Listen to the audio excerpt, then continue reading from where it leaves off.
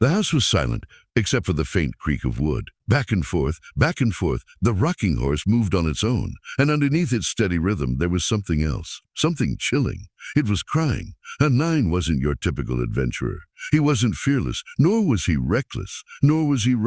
In fact, he was an ordinary guy who had grown up with one extraordinary curiosity, a need to understand what others turned away from. When the townsfolk whispered about the old Whitmore house at the edge of town, warning children never to go near it, Nine felt something stir in him.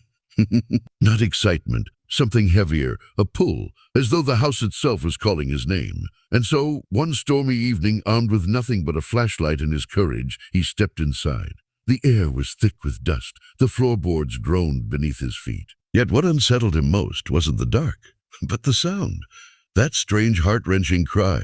It grew louder as he followed it to the nursery upstairs. There, bathed in moonlight, was the rocking horse. Its wooden frame swayed as though an invisible child was riding it.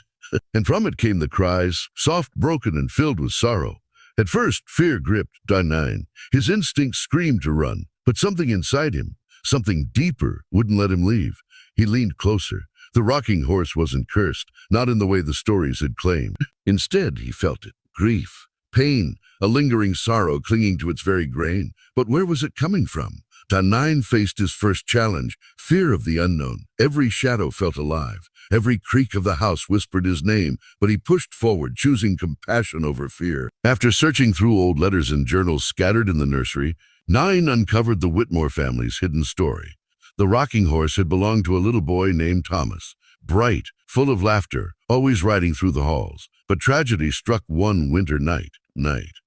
Thomas had been playing while the storm outside raged when a beam collapsed in the nursery.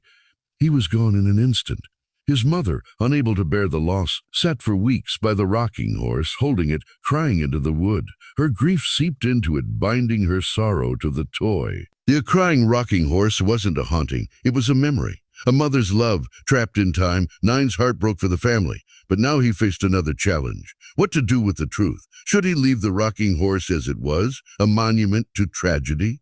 Or should he try to release the sorrow, even if it meant breaking apart what little connection the spirit still had? The decision weighed heavily. To act meant risking angering whatever forces clung to the horse. To leave meant condemning the family's love and grief to echo forever. He chose to act. Nine placed his hand on the rocking horse. The cries swelled louder, almost unbearable. But he whispered gently, not with fear, but with compassion, "You are not forgotten. Your love lives on. It's time to rest." The room filled with warmth. The rocking slowed. The cries faded. And for the first time in decades, silence returned to the nursery. A single tear rolled down Nine's cheek. He wasn't sure if it was his or the last gift of a grieving mother. The hardest part came afterward. The townsfolk didn't believe him. They laughed when he tried to explain that the haunting was nothing more than love too heavy to fade. But Nine didn't need their approval. He knew the truth. And more importantly, he had learned something invaluable. Sometimes the scariest things we face aren't monsters at all, but the weight of grief left unspoken. The rocking horse taught Nine a lesson he would never forget, and one he carried for the rest of his life. Fear loses its power when met with compassion. Grief doesn't vanish, but love ensures we are never truly gone. And sometimes, the bravest thing we can do is simply to listen.